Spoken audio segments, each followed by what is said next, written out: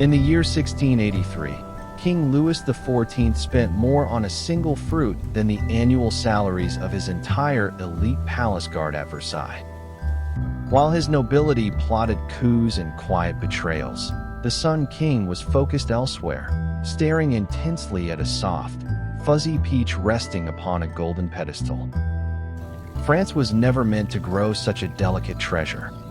The cold northern winds of winter were designed to kill this immigrant fruit from the far-off Orient. To defeat nature, Louis ordered his architects to perform a miracle of stone and glass, transforming the muddy swamps of Versailles into a tropical, sun-drenched paradise. The solution was the fruit wall. Miles of thick limestone were erected, designed to absorb the sun's heat during the day and radiate it back at night. These massive stone structures tricked the trees into believing they were in the Mediterranean, creating a microclimate where the impossible suddenly became a royal reality.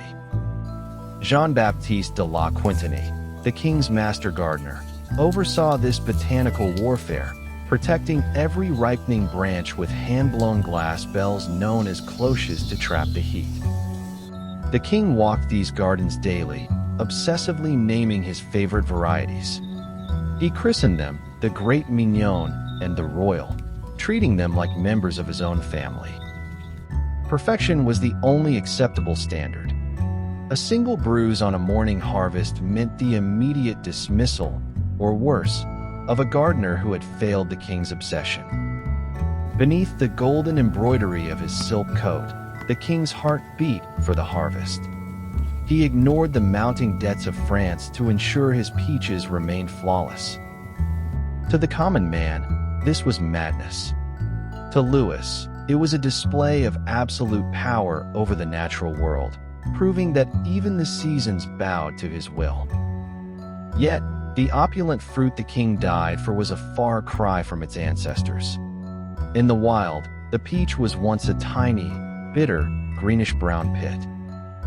This ancient ancestor was no larger than a cherry, covered in a thin, tough skin that offered no sweetness to the tongue, only a hard, unyielding core.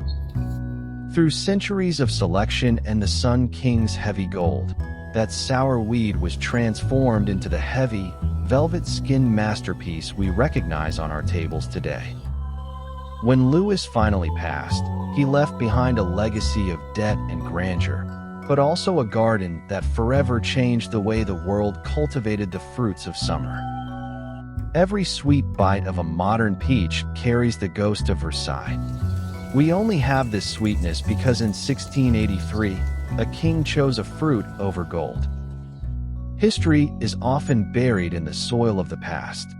Subscribe to my channel to unearth more buried botanical records in the Seeds of History series.